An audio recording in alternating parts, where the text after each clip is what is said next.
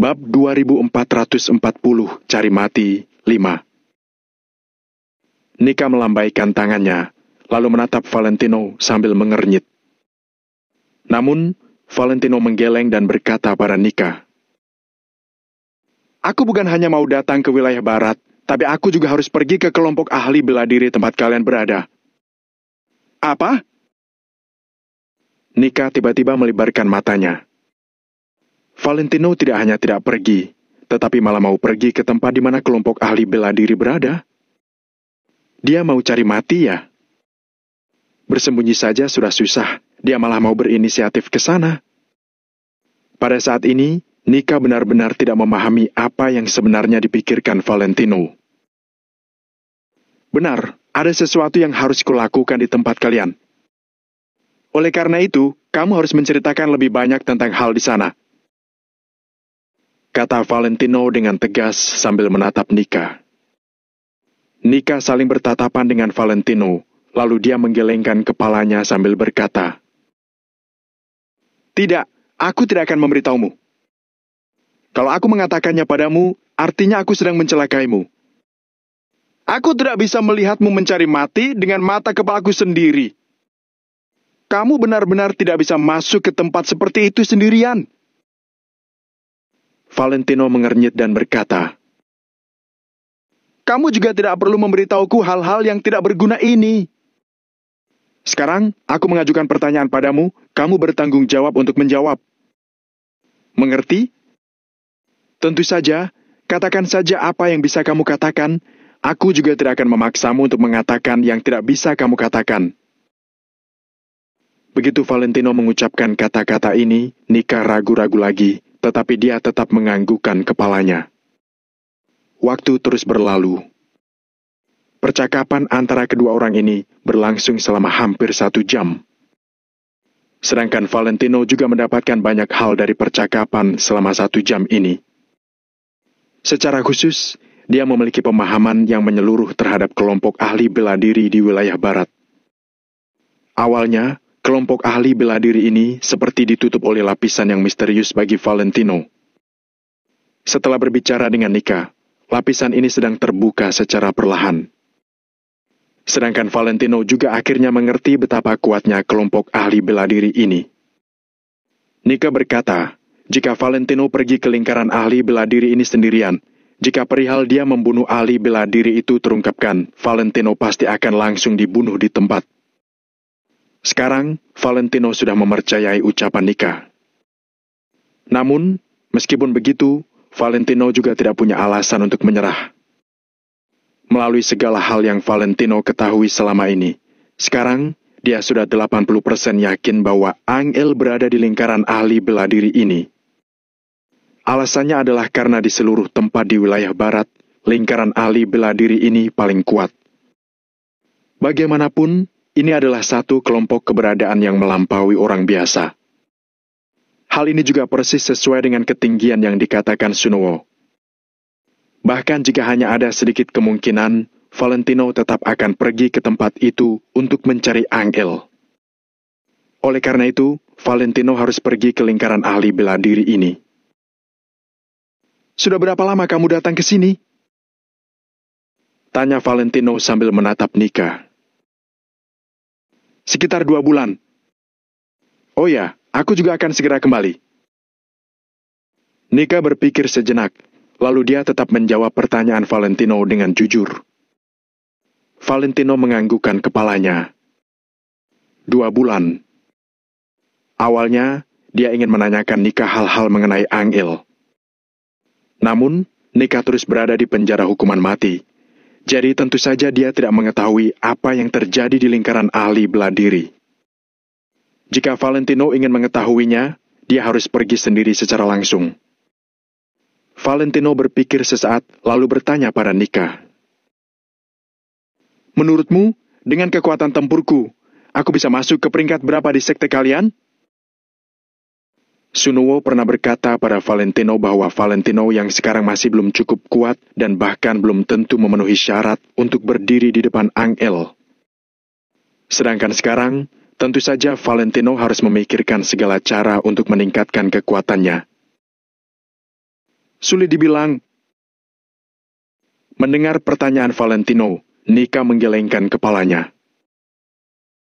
Ada banyak faktor yang memengaruhi hal seperti duel ahli bela diri. Bahkan seseorang dengan kekuatan dan kecepatan yang menakutkan juga mungkin kalah dari orang yang lebih lemah darinya. Kamu juga tahu bahwa kemenangan dan kekalahan antara ahli bela diri ditentukan hanya dalam sekejap. Menyerang titik vital sekali jauh lebih mematikan daripada memukul 10 pukulan di daerah biasa. Jadi, kalau bukan pertarungan hidup dan mati, bahkan kalau itu duel kecil pun, kamu tidak akan menggunakan semua kekuatanmu. Penjelasan Nika juga membuat Valentino mengangguk kecil. Berduel dan bertarung mati-matian memang bukanlah konsep yang sama. Tujuan pertarungan mati-matian adalah untuk membunuh lawan, jadi serangan pasti akan ditujukan ke tempat-tempat vital. Namun, saat berduel, mereka akan saling menahan diri dan juga tidak akan menunjukkan kekuatan mereka dengan mudah. Oleh karena itu, jika Nika disuruh untuk membuat penilaian, dia juga tidak bisa menilai dengan mudah. Tapi, kekuatan tempurmu memang sangat kuat. Fondasi fisikmu juga sangat bagus. Kalau kamu bisa mendapatkan seorang ahli bela diri yang berpengalaman, yang bisa memberimu bimbingan, dan kamu berlatih secara profesional, kamu pasti akan menjadi lebih kuat. Nika memberi saran sambil menatap Valentino. Valentino pun mengangguk kecil. Inilah kebenarannya. Meskipun para prajurit yang lebih tua tidak sekuat Valentino, mereka pasti lebih berpengalaman daripada para ahli bela diri muda. Jika Valentino bisa mendapatkan bimbingan dari seorang senior seperti ini, dia pasti bisa meningkatkan kekuatan tempurnya.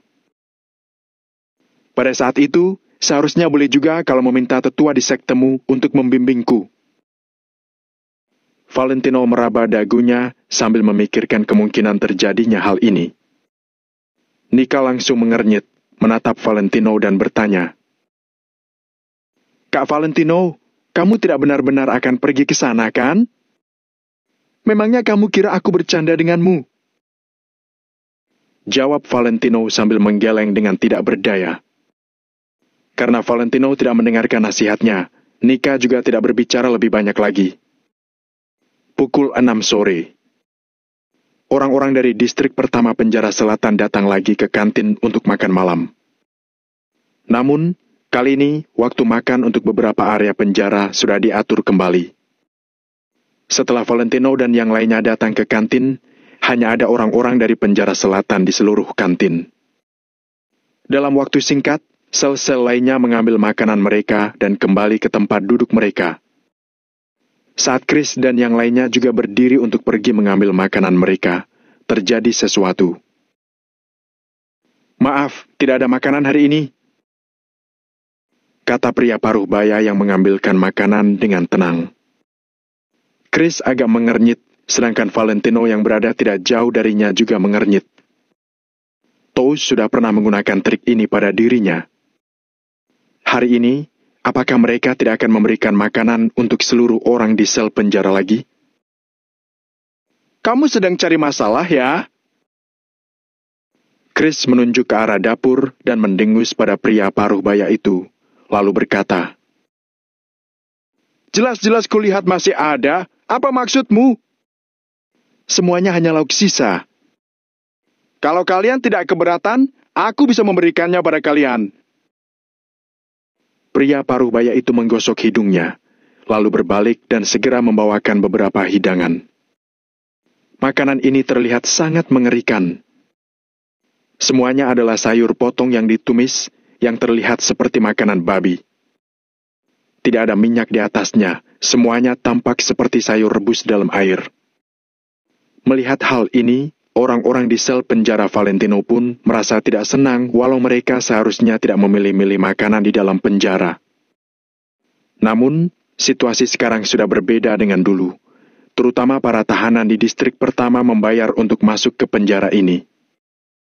Akan tetapi, makanan di hadapan mereka bahkan lebih buruk dari penjara distrik kedua dan ketiga, bagaimana mungkin mereka memakannya? Bab 2441, Berlutut 6. Bagaimana lagi? Hanya ini yang tersisa. Pria paruh baya itu membentangkan kedua tangannya ke arah mereka dengan ekspresi tidak berdaya. Valentino menoleh, lalu menatap pria paruh baya itu sambil berkata, "Sepertinya kamu sengaja mau menargetkan kami, kan? Ih, siapa yang berani menargetkanmu?" Pada saat ini, seseorang berkata dengan nada usil, "Siapa yang tidak tahu kalau Valentino, ketua penjara selatan, sangat kejam dan memiliki dukungan di belakangnya?" Tanpa melihat pun, Valentino bisa mendengar bahwa itu adalah suara Tous. Tous berdiri dengan kedua tangan di belakang punggungnya dan 20 sipir penjara di belakangnya. Setiap sipir itu membawa senjata api, jelas-jelas untuk menakut-nakuti para tahanan. Jangan sampai Valentino menyerang mereka lagi sebelum ucapannya selesai diucapkan. "Kamu masih saja menggunakan trik yang sudah pernah kamu gunakan. Tous, kamu benar-benar hebat." Valentino menoleh dan menatap Tous dengan ekspresi acuh tak acuh. "Hehe, Valentino, kamu masih saja menantangku, ya? Aku tahu kamu memang memiliki pendukung di belakangmu. Tapi, kamu tetap harus mengerti kalau di penjara hukuman mati ini, Pak Jamie paling berkuasa, lalu ada aku." Tous berjalan dan langsung duduk di hadapan Valentino, lalu bertatapan dengan Valentino. "Hari ini, aku datang untuk bernegosiasi denganmu," kata Tous dengan cuek karena Valentino tidak berbicara. Valentino melirik Tous sekilas, tetapi dia tidak berbicara dan hanya menunggu Tous untuk melanjutkan ucapannya. "Aku tidak tahu kenapa kamu dikirim ke sini. Aku juga tidak tahu latar belakangmu dan hubunganmu dengan Jenderal Jerry. Tapi ada sebuah ucapan yang terkenal di negara Nagon, yaitu di mana bumi berpijak, di situ langit dijunjung. Jadi, karena kamu sudah datang, kamu harus mematuhi aturan di sini." Sambil mengucapkan kata-kata ini, Tous terus mengamati Valentino, nada bicaranya sangat tegas. Valentino mengangkat tatapannya dan melirik Tous sekilas, tetapi dia tidak mengucapkan sepatah kata pun. "Jadi, kamu harus mematuhi aturan di sini. Aku juga bisa memberikanmu beberapa perhatian khusus. Hal terpenting adalah kamu harus mengerti kalau kamu harus tunduk padaku," kata Tous sambil memperlambat nada bicaranya. Ekspresi Valentino tidak berubah, tetapi dia malah merasa konyol. Tous berpura-pura sok hebat, tetapi sebenarnya pada saat ini dia sudah ditakuti oleh Valentino, kan? Jelas-jelas dia tahu bahwa dia tidak bisa terus menargetkan Valentino. Mengapa dia masih ingin kembali dan mendapatkan kembali harga dirinya? Namun, mengapa Valentino mau memberinya muka? Oleh karena itu, setelah mendengar ucapan Tous, Valentino tersenyum sinis. Melihat Valentino tidak berbicara, Tous mengira bahwa Valentino sedang mempertimbangkan ucapannya, jadi dia buru-buru berkata lagi. "Asalkan kamu menganggukkan kepalamu, ke depannya aku tidak akan memedulikan apapun yang kamu lakukan. Tapi, dalam hatimu, kamu harus selalu mengingat bahwa kamu, Valentino Wijaya, berada di bawah kendaliku. Aku hanya bertanggung jawab atas diriku sendiri. Orang lain tidak berhak mengurus hidupku." Namun, Valentino malah sama sekali tidak memberikan muka pada Tous dan langsung membantah ucapannya. Awalnya, Tous tampak heran, lalu api amarah membara di matanya. Dengan mengucapkan kata-kata ini pada Valentino, dia sudah sangat memberi muka pada Valentino. Namun, Valentino malah tidak memberinya muka, melainkan mau melawannya sampai akhir.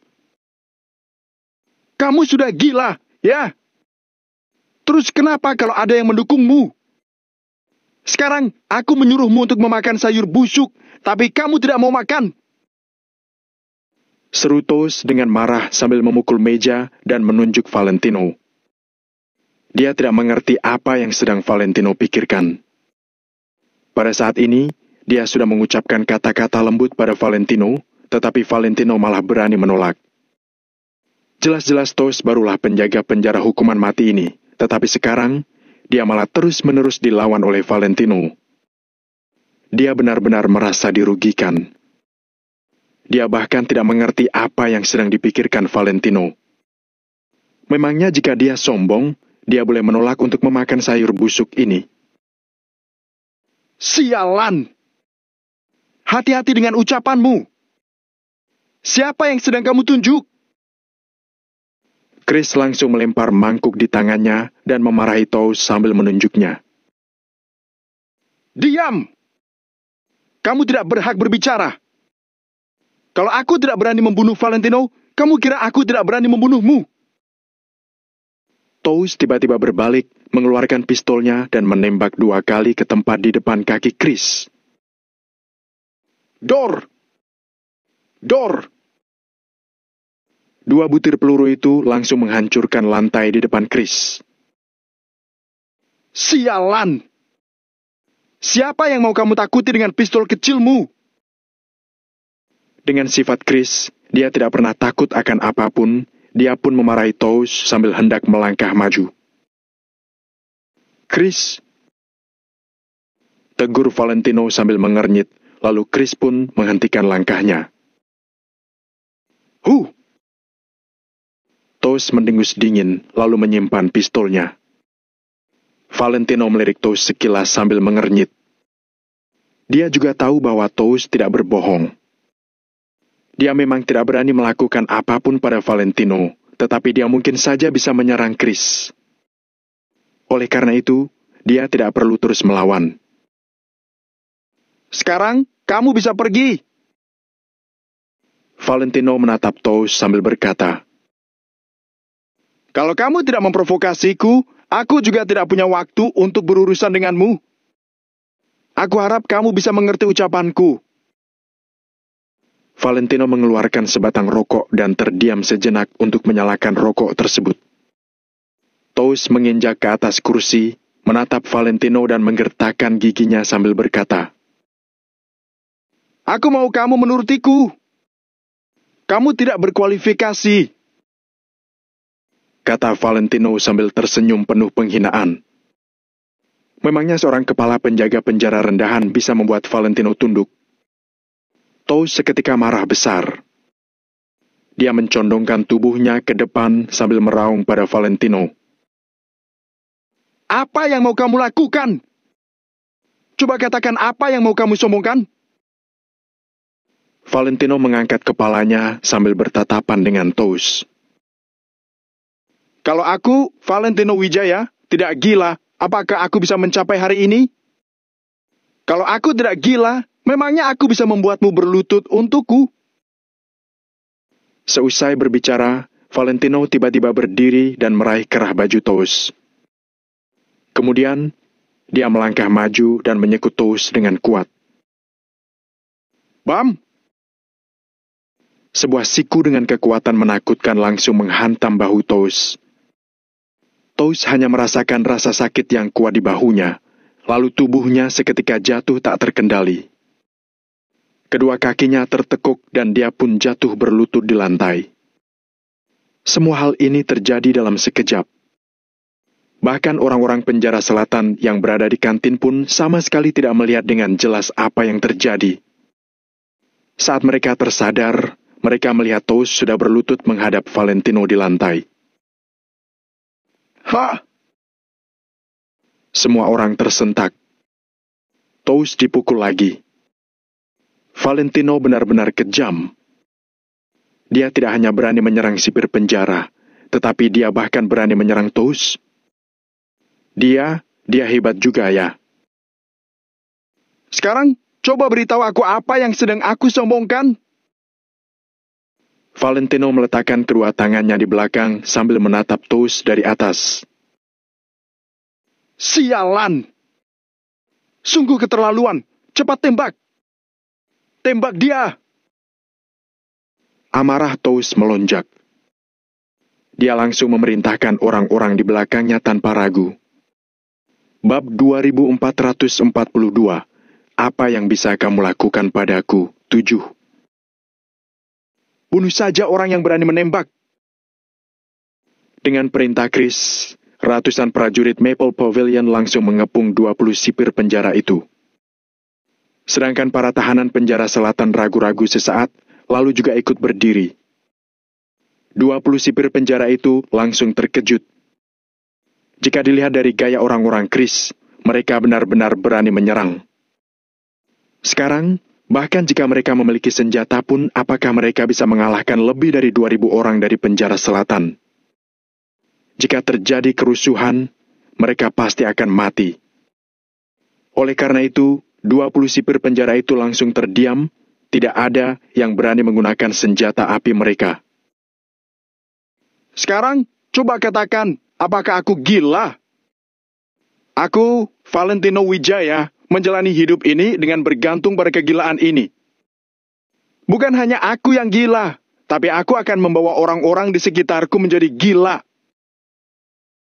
Valentino mengulurkan tangannya dan menepuk wajah Tous, lalu bertanya, Tous, apa yang bisa kamu lakukan padaku? Tous melebarkan matanya. Ini pertama kalinya dia menyadari bahwa tatapan Valentino ternyata begitu kuat. Selain itu, pada saat ini, aura pembunuh kuat yang terpancar dari tubuh Valentino membuat Tous ketakutan. Dia bahkan belum pernah merasakan aura pembunuh sekuat ini dari Jamie. Sedangkan Valentino masih sangat muda. Dari mana aura membunuh yang dingin ini berasal? Tous tidak menemukan jawabannya. Namun, sekarang, dia juga sama sekali tidak berani mengucapkan sepatah kata pun lagi. Shoot! Sesaat kemudian, Tous berdiri secara perlahan. Segila apapun kamu, kalau aku menyuruhmu makan sayur busuk, kamu tetap harus makan. Seusai berbicara, Tous berbalik dan hendak meninggalkan tempat ini. Lagi pula, tujuannya sudah tercapai. Dia hanya ingin membuat Valentino mengerti bahwa sekuat apapun latar belakang Valentino, Touslah yang berkuasa di tempat ini. Belum pasti siapa yang akan makan sayur busuk ini, kata Valentino sambil menatap Tous dengan senyuman sinis di wajahnya. Baiklah. Mari kita lihat siapa yang akan memakannya. Kalau kamu berani, sampai mati kelaparan pun jangan makan. Tous tersenyum sinis, lalu berbalik dan pergi. Plak! Namun, begitu Tous berbalik, dia malah ditampar oleh seseorang. Dia baru saja jatuh berlutut karena Valentino. Sekarang, dia malah ditampar lagi di depan umum. Betapa memalukannya hal ini. Pada saat ini, kepala Tous berdengung, api amarah seketika memenuhi hatinya.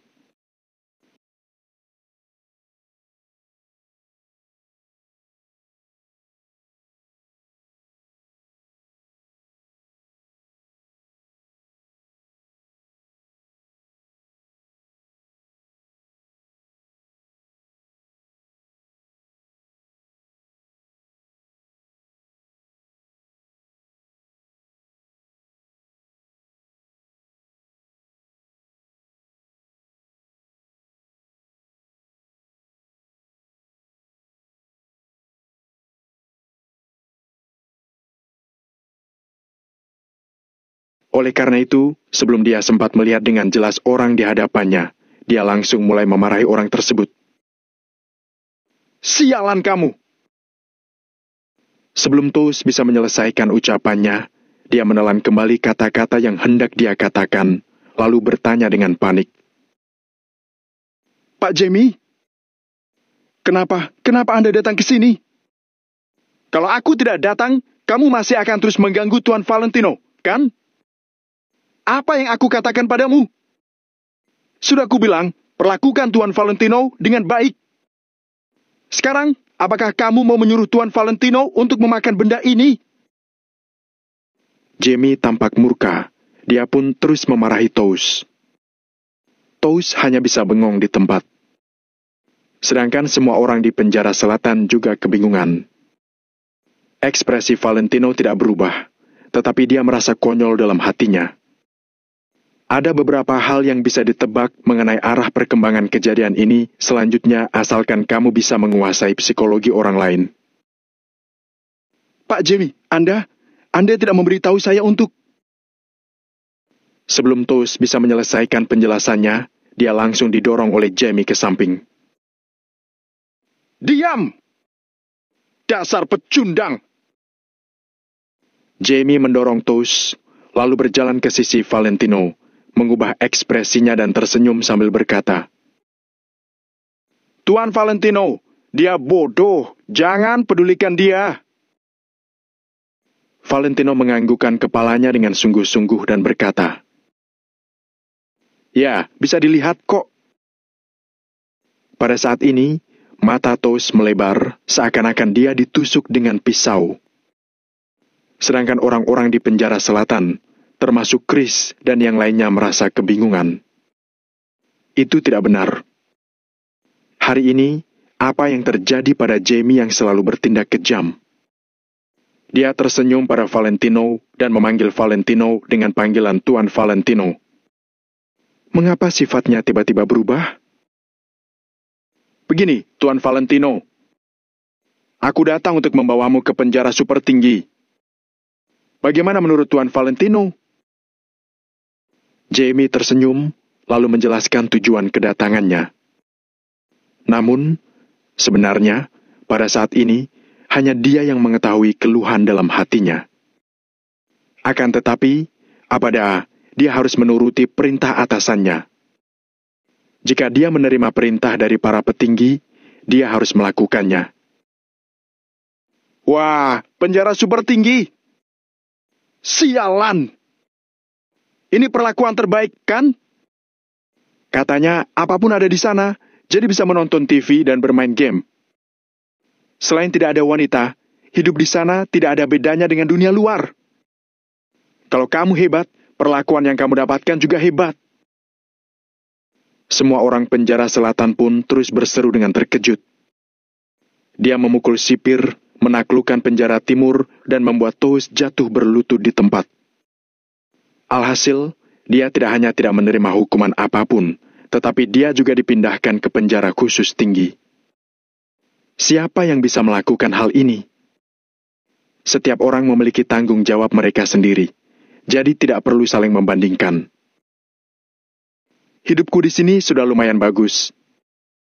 Aku masih bisa melihat si bodoh ini menghiburku setiap hari, jadi aku tidak akan pindah. Namun, Valentino malah melambaikan tangannya dan langsung menolak Jamie. Semua orang di kantin kembali tercengang. Mengapa dia menolak perlakuan sebaik ini? Valentino tidak bodoh, kan? Tuan Valentino, kamu harus pergi. Di sana, semuanya ada. Mendengar ucapan Valentino, Jamie tercengang. Dia pun menatap Valentino dengan tatapan terkejut. Awalnya, dia berpikir bahwa asalkan dia mengatakannya, Valentino pasti akan setuju tanpa ragu-ragu. Bagaimanapun, perlakuan yang dinikmati di tempat seperti penjara super tinggi tentu saja membuat semua orang iri. Tempat seperti itu bukanlah tempat yang bisa dimasuki hanya dengan uang. Namun, Valentino malah menolaknya. Aku merasa cukup baik di sini. Namun, Valentino malah melambaikan tangannya lagi sambil menolak. Valentino bukan jual mahal, tetapi dia benar-benar tidak ingin pergi ke penjara super tinggi itu. Jika dia pergi, Chris dan yang lainnya pasti akan ditindas oleh Toast di tempat ini. Jamie berpikir sesaat, lalu dia mulai memahami pemikiran Valentino yang sebenarnya. Begini, Tuan Valentino. Orang-orang di penjara super tinggi sebenarnya lebih bebas. Dengan kata lain, asalkan Tuan Valentino mau, kamu bisa meninggalkan penjara super tinggi kapanpun itu dan berjalan-jalan di sekitar penjara hukuman mati. Tuan Valentino juga bisa kembali ke penjara selatan kapanpun itu, jadi Tuan Valentino tidak perlu khawatir. Saat Jamie mengucapkan kata-kata ini, hati Valentino agak tergerak. Dia bisa berkeliaran kemana-mana. Kalau begitu, Valentino sama sekali tidak punya alasan untuk menolak. Selain itu, Dengan begitu, Valentino juga bisa kembali dan memeriksa situasi di penjara selatan kapanpun itu agar Tous tidak menindas Chris dan yang lainnya. Valentino dan Chris saling bertatapan. Chris juga melemparkan sebuah tatapan yang hanya bisa dimengerti oleh mereka berdua pada Valentino. "Tuan Valentino, jangan dipikirkan lagi." Jamie berdeham sekali, lalu berbisik pada Valentino. "Ini juga merupakan tugas dari petinggi. Bisakah aku membuat panggilan telepon di sana?" Tanya Valentino sambil menoleh dan menatap Jamie. Bab 2443, kesempatannya telah tiba, 8. Awalnya, Jamie menggeleng, lalu dia berkata, "Tidak. Tapi, kalau Tuan Valentino perlu, aku bisa mengaturkannya untuk Tuan Valentino." "Baiklah, ayo kita pergi lihat," kata Valentino sambil menganggukkan kepalanya tanpa ragu-ragu. "Kalau begitu, ayo pergi. Sekarang, aku akan membawa Tuan Valentino pergi secara pribadi. Tuan Valentino bisa memesan apapun yang Tuan Valentino ingin makan di sana. Tuan Valentino pasti akan puas," kata Jamie sambil tertawa terbahak-bahak. Valentino menghentikan langkah kakinya dan berkata, "Omong-omong soal makanan, tadi seingatku ada seseorang yang bertaruh denganku untuk memakan sayur busuk ini." "Shoot!" Wajah Tous seketika menjadi sangat pucat. Ucapan Valentino jelas-jelas tertuju padanya. Namun, dia tidak akan memakan sayur ini. Dia mengetahui dengan jelas bahan apa saja yang ditambahkan pada sayur busuk ini. "Dasar pecundang! Tunggu apa lagi?" Pada saat ini, Jamie berdiri di sisi Valentino dengan tegak. Dia langsung memarahi Tous. "Kamu saja tidak memakan makanan yang kamu persiapkan. Apakah kamu mau menyuruhku untuk memakannya?" Ya. Aku makan. Tous terpaksa mengangguk, lalu dia menghampiri sayur busuk itu. Dia menarik napas dalam-dalam sebelum mulai makan. Valentino menggelengkan kepalanya tanpa berkata-kata. Dia tidak sanggup melihatnya lagi, jadi dia berbalik dan pergi. Di penjara super tinggi di penjara hukuman mati. Lingkungan di tempat ini benar-benar mengejutkan Valentino. Tempat ini terdiri dari satu kamar. Meskipun kamarnya tidak mewah, kamar itu juga sudah direnovasi dengan sederhana. Dindingnya dicat dengan cat putih. Pendingin ruangan, TV, dispenser air dan berbagai peralatan rumah tangga juga tersedia dengan lengkap. Kalau dilihat dari lingkungannya, kamar itu mirip dengan apartemen satu ruangan di luar. Sedangkan Jamie segera membiarkan seseorang untuk membawakan sebuah ponsel untuknya. "Tuan Valentino, kamu akan tinggal di sini. Kalau kamu membutuhkan sesuatu, kamu harus langsung memberitahuku supaya aku bisa meminta orang untuk melakukannya untukmu. Bahkan kalau kamu memerlukan wanita juga tidak masalah," kata Jamie pada Valentino sambil terkekeh. Valentino mengangguk kecil untuk menunjukkan bahwa dia sudah mengerti. Jamie meminta seseorang untuk membawakan hidangan lezat untuk Valentino, lalu berpamitan dengan Valentino dan pergi. Selain itu, dia segera melaporkan hal ini pada Jerry. Hei, sudah berhasil!" Jerry meletakkan ponselnya sambil tersenyum. "Jenderal Jerry, aku kira kamu akan langsung bertanya pada Valentino kapan dia akan memenuhi janjinya. Tak kusangka, kamu tidak mengungkit hal ini sama sekali dan malah memberikannya perlakuan sebaik ini," kata seorang pria paruh baya di dalam ruang kantor Jerry dengan heran. "Ini namanya mencelakainya secara perlahan. Aku tidak akan begitu terburu-buru untuk membiarkannya bergabung dengan kita. Sikap boros selalu lebih mudah dilakukan daripada berhemat. Menurutmu, kalau Valentino menikmati hari-hari indah di penjara super tinggi selama beberapa hari, lalu dia dibiarkan kembali ke penjara biasa, apa yang akan dia lakukan?" Begitu ucapan ini keluar dari mulut Jerry, pria paruh baya itu seketika mengerti maksudnya. Sekarang, Valentino tidak berinisiatif untuk menelponnya, jadi Jerry juga tidak akan pergi mencari Valentino. Setelah dia melewati kehidupan indah selama beberapa hari dan sudah terbiasa dengan kehidupan sebaik ini, kalau Valentino masih saja belum menunjukkan sikap yang memuaskan bagi Jerry, Jerry akan mengembalikannya ke area penjara biasa dan terus menyiksanya. Valentino pasti akan merasa tidak terbiasa. Pada saat itu, dia juga pasti akan berinisiatif untuk mencari Jerry, kan? Jenderal Jerry, Anda benar-benar memiliki pandangan yang jauh ke depan. Saya mengagumi Anda, kata pria paruh baya itu dengan jujur. Hei, kita harus memanfaatkan Valentino. Kalau tidak, kita hanya bisa membunuhnya. Intinya, kita tidak boleh membiarkannya menjadi musuh kita. Jerry tersenyum sinis dengan bahaya terpancar dari matanya. Waktu pelan-pelan berlalu.